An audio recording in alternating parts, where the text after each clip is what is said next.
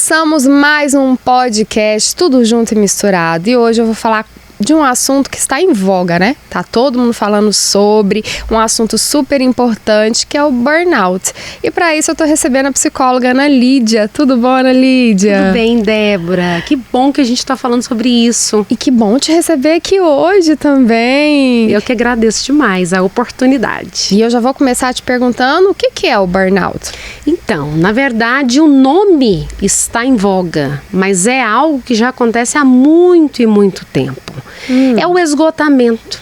É quando a pessoa chega num nível de estresse tão agudo que parece que ela pifou, parece que, assim, desligou ela da tomada, que ela fala assim, gente, o que está acontecendo comigo? Minha memória já não é mais a mesma, minha energia já não é mais a mesma.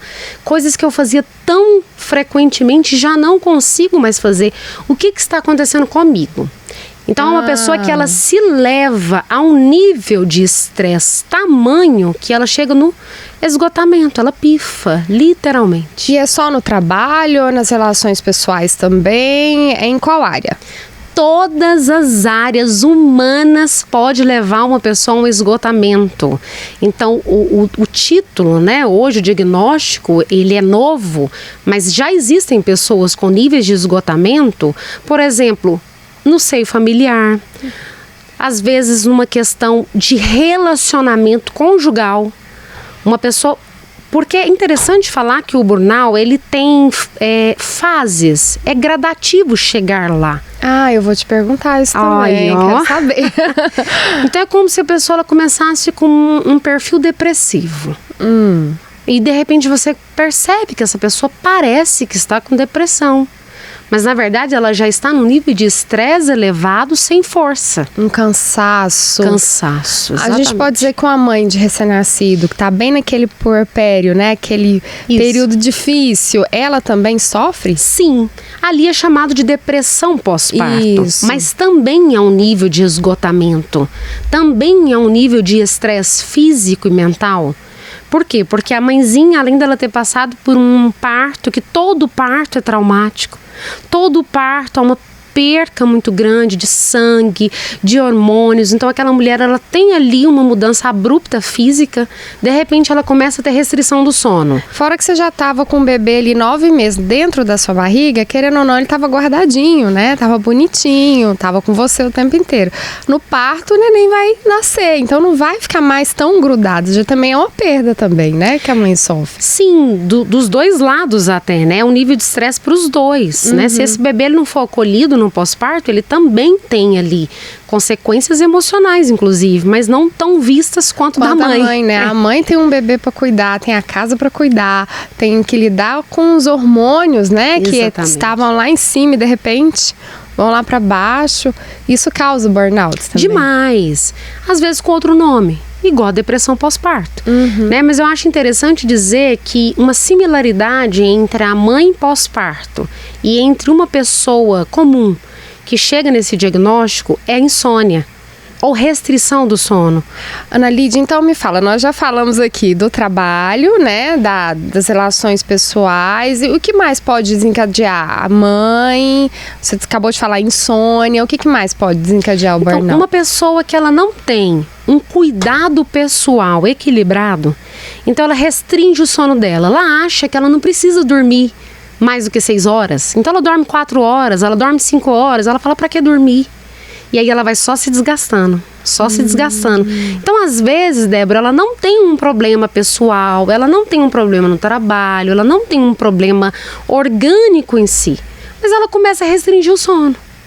Então, nós costumamos dizer que o sono é a bateria do ser humano. A gente carrega o celular, carrega a câmera, tem que carregar o corpo humano. O corpo também. Não carregou, vai começar a pifar. E a síndrome de burnout é um dos sintomas que ela pode chegar a esse diagnóstico. E quais sintomas? A gente tem insônia, começa com a leve depressão, né? Sim. Uma apatia, o que mais? Pode desencadear alguma síndrome do pânico também? Alguns tremores, achar que vai morrer, alguma coisa assim? É interessante dizer que nenhum diagnóstico ele é isolado. A maioria dos diagnósticos, uma vez que eles são ali fechados, eles têm transtornos associados.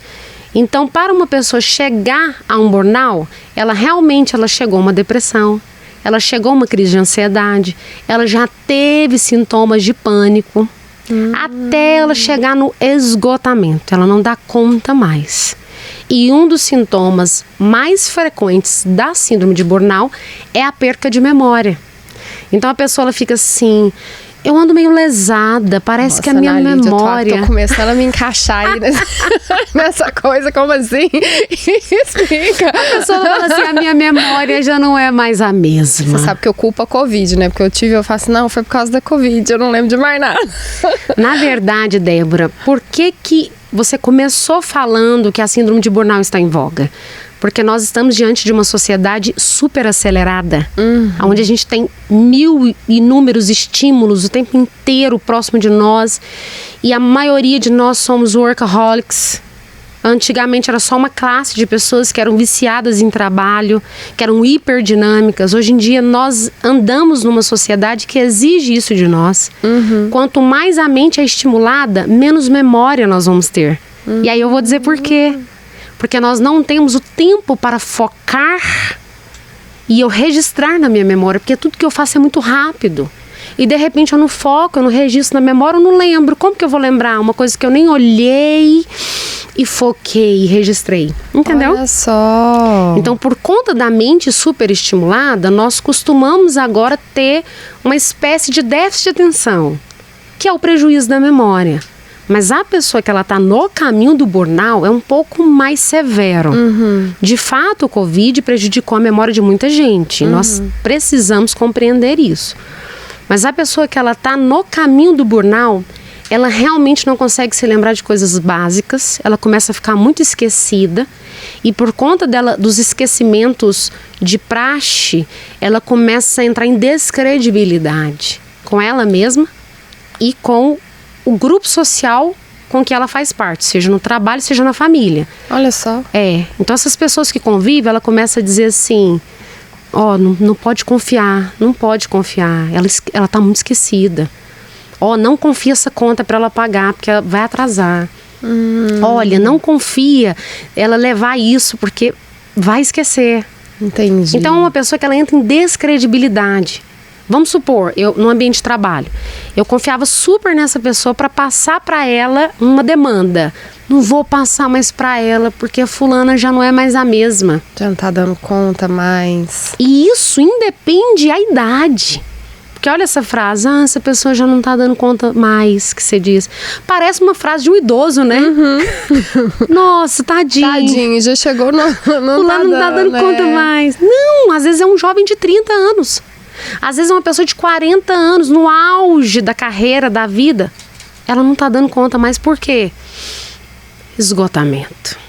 E o esgotamento, ele realmente muda suas características básicas. Transforma sua personalidade. De repente você começa a ser uma pessoa negativa, uma pessoa pessimista, uma pessoa isolada, uma pessoa que não quer conversar mais, que não quer interagir. As pessoas falam, o que está acontecendo com você? Você não é assim? Começa a ficar mais introspectivo, né? Sim, exatamente. E aí pode levar a um isolamento que leva à depressão, né? Porque a pessoa vai se isolando, não relaciona com mais ninguém e acaba se deprimindo. Mas hoje em dia também, não é o nosso assunto, mas está muito em voga, né? Os adultos falarem que agora descobriram TDAH. Eu tinha TDAH quando infância, na minha época ninguém diagnosticava, eu não consigo focar. Eu sou hiperativo, na minha época não diagnosticava isso e eu não consigo focar. Pode ser também, ou é o burnout e a pessoa quer assim, justificar, né? Que não tá dando a devida atenção. Augusto Cury chama de SPA, Síndrome do Pensamento Acelerado, o que hoje a gente usa como TDAH, que é o transtorno de hiperatividade com déficit de atenção. Hoje nós estamos diante de uma sociedade super acelerada, onde é muito mais provável que as pessoas tenham SPA do que o TDAH. Por conta da mente acelerada, é difícil focar mesmo. É difícil ficar quieto. A gente vai seguindo o fluxo da vida, que a vida vai nos levando.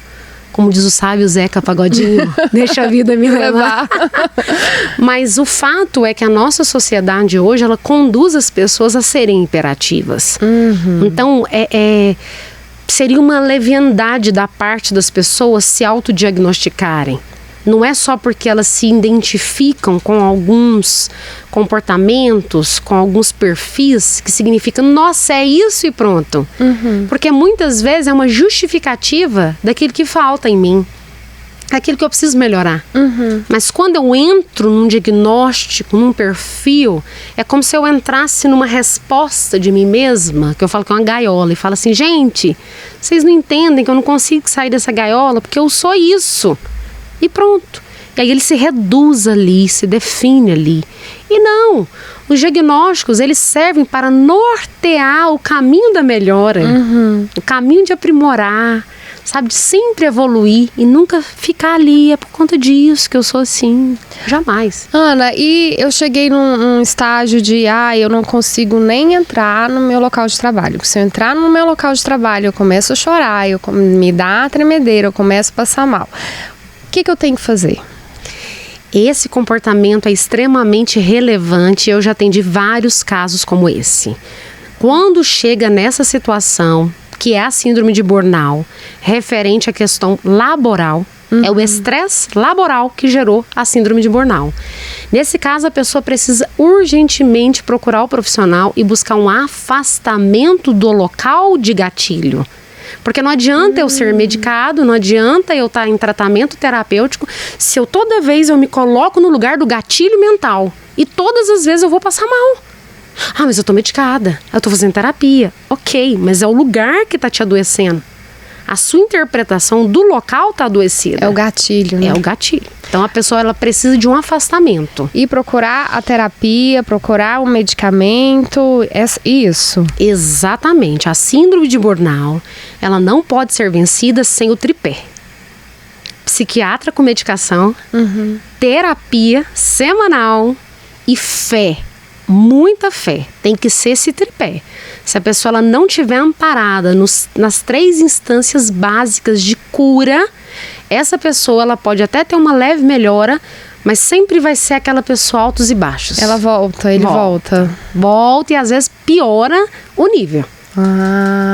Então me fala a diferença da depressão, porque a depressão também é assim, a pessoa ela tem que procurar tratamento com médico, né, medicamento, terapia, fé, exercício físico. Sim. E não é que a pessoa cura, você não tem cura da depressão, que já me falaram, né, a pessoa melhora, fica controlada. E assim, tem que procurar sempre estar observando, porque pode voltar. A síndrome de burnout, você acabou de falar que também é assim. Qual que é a diferença da depressão para o burnout? A questão da síndrome de burnout é porque geralmente a pessoa que ela chega no nível de esgotamento, ela tem uma frase interna e aí ela fala assim, não, mas eu vou dar conta. Eu sempre dei conta. E aí ela vai assumindo responsabilidades. Aí ela vai absorvendo cargas. E aí ela vai se acumulando de funções, porque ela dá conta. Então, se ela não mudar a programação mental, que é onde a gente fala que tem que ter a reprogramação na terapia. Opa, peraí só um pouquinho, deixa eu reprogramar a minha forma de ser. Por quê? Porque eu posso melhorar aqui. Mas aí eu entro em outro ambiente de trabalho, por exemplo. Aí continua do mesmo jeito. Eu tenho o mesmo perfil.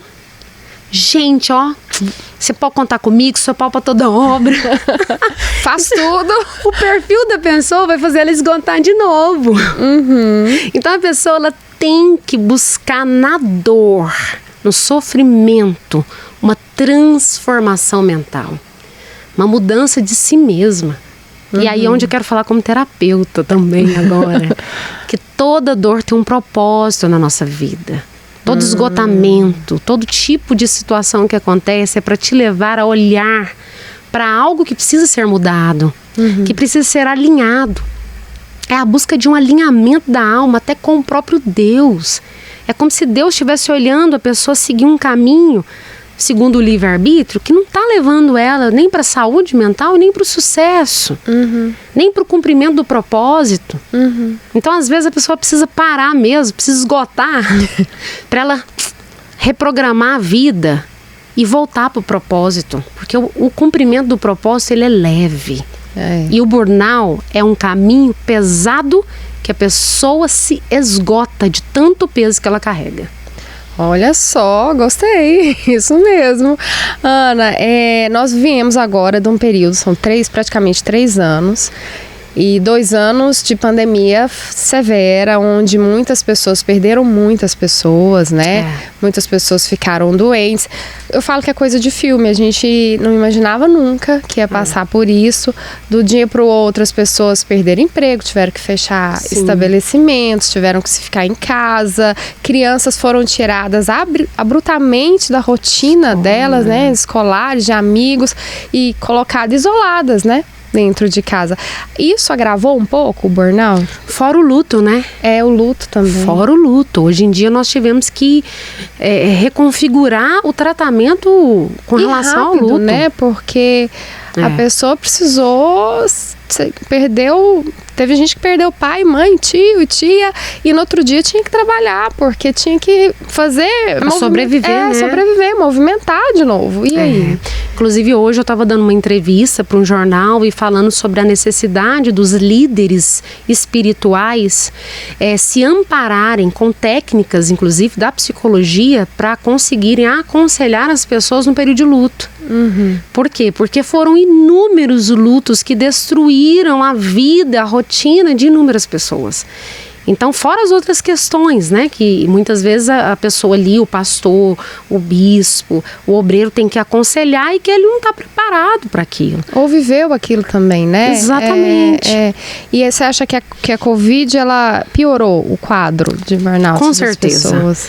É porque, na verdade, foi como você disse, a pessoa não conseguiu e nem pôde parar para sobreviver. Ela teve que continuar caminhando para sobreviver. Inclusive, tem uma frase de William Shakespeare que eu acho muito interessante citar, que ele fala o seguinte: o mundo não para que você se recupere, para que você se cure. Então, você tem que continuar caminhando e buscando a sua cura. E me conta como que a gente faz isso, não para e se cura ao mesmo tempo. É onde a gente busca a ressignificação, a mudança de olhar. Eu gosto de citar a Bíblia, porque eu falo que na Bíblia tem um manual psicológico ali acessível a todos nós. E lá no livro de Mateus, capítulo 6, versículo 22, diz que os olhos são a lâmpada para o corpo. Então, diante do que você interpreta com os seus olhos, você vai gerar emoções. E as emoções, elas vão gerar sintomas. E os sintomas vão gerar doenças. Então, a questão ainda em Mateus diz: se os seus olhos forem bons, tudo que você verá será iluminado. Seu corpo todo será iluminado, algumas versões diz. Mas se os seus olhos forem maus, que grande escuridão você verá. Então, tudo depende dos olhos de quem vê.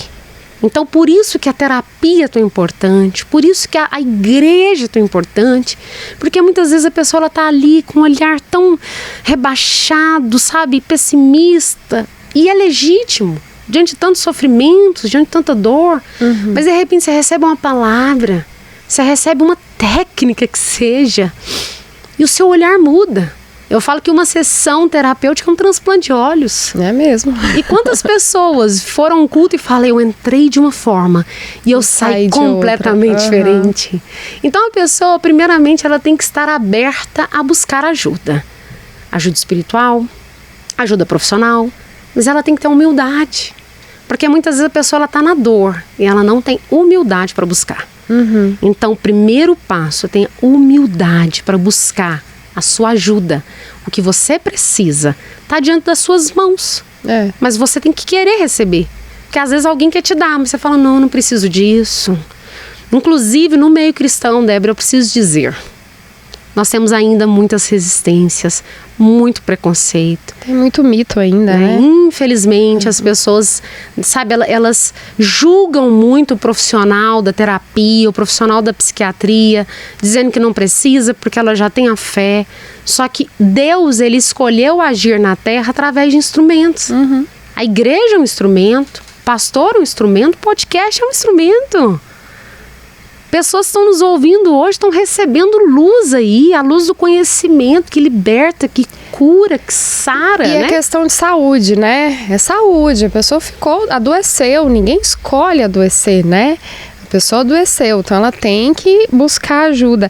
Você acha também que o apoio até empresarial né? Porque a gente está falando de gatilho, da pessoa chegar no lugar, do trabalho e ver que não é aquilo mais, né? Que aquilo tá adoecendo ela. Você acha que o apoio empresarial é importante também? Porque a gente já falou do apoio espiritual, né? Do apoio terapêutico, do apoio de medicamentos, também é o empresarial? Com certeza é necessário, porque existem empresas que elas literalmente adoecem os seus colaboradores. Elas exigem deles, mas elas não estão ali querendo entregar nada para manter esse colaborador saudável e produtivo. Então, se a empresa entender que investir no apoio socioemocional do colaborador vai fazer com que essa empresa tenha estabilidade de funcionários, tenha uma produtividade constante e crescente, com certeza esta empresa terá muito mais retorno se ela oferecer esse apoio. E a síndrome de burnout, ela pode ser prevenida? Pode. E como que a gente faz? Inclusive com um podcast como esse, com tanta informação sendo aqui compartilhada. Então a ideia é: não faça além do que você realmente consegue fazer. Às vezes a pessoa, ela tem uma necessidade muito grande de agradar, sabe? De ser vista. Inclusive decorrente a traumas de infância, né? Eu não fui visto pelos meus pais, quero ser visto pelos meus chefes, né? Até pelos meus pastores. A pessoa quer ser vista. Então ela começa a se acumular de funções.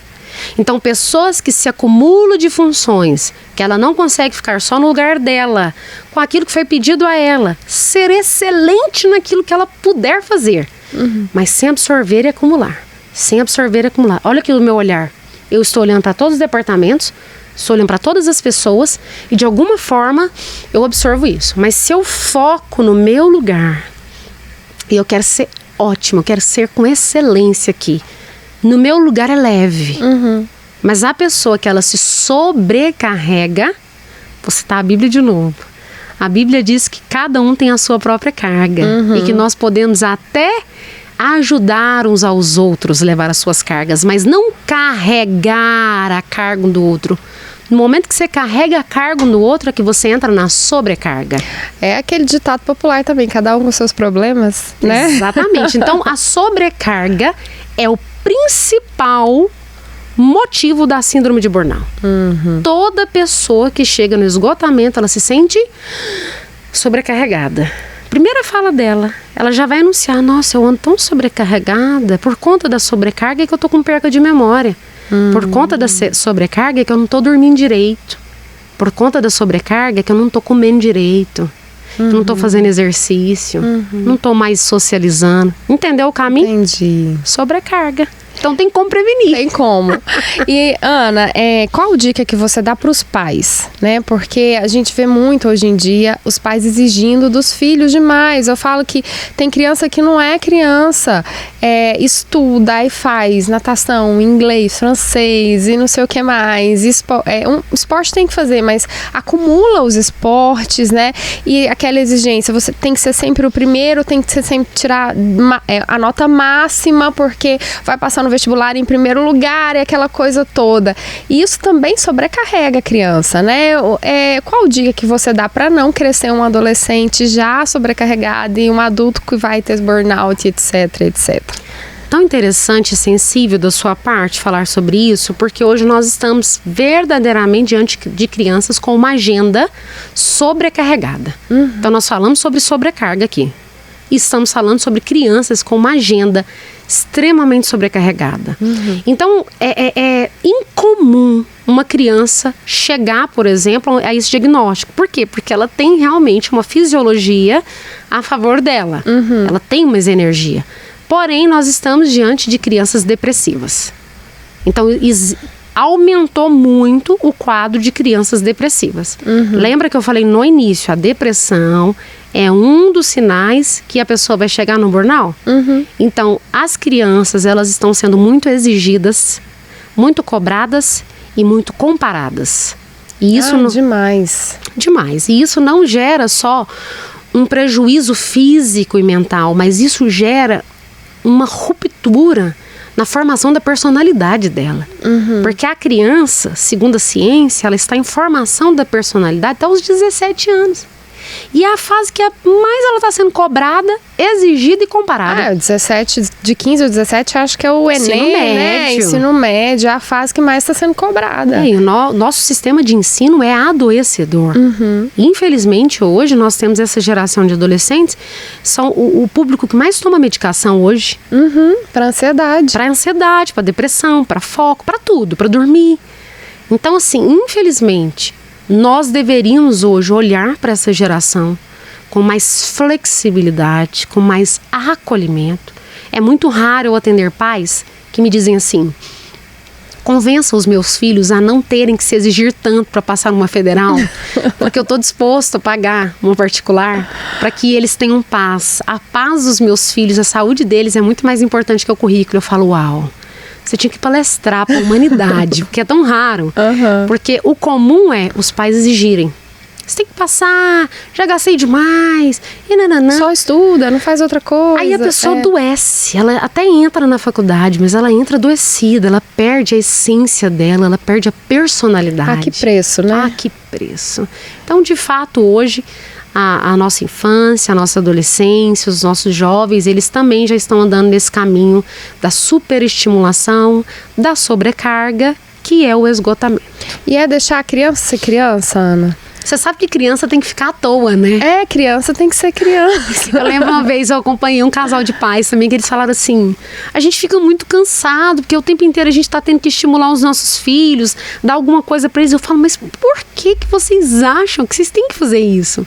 Deixa a criança ficar à toa um pouco, ela precisa disso. E é comprovado cientificamente que a criança precisa ficar, relaxada, sem fazer nada.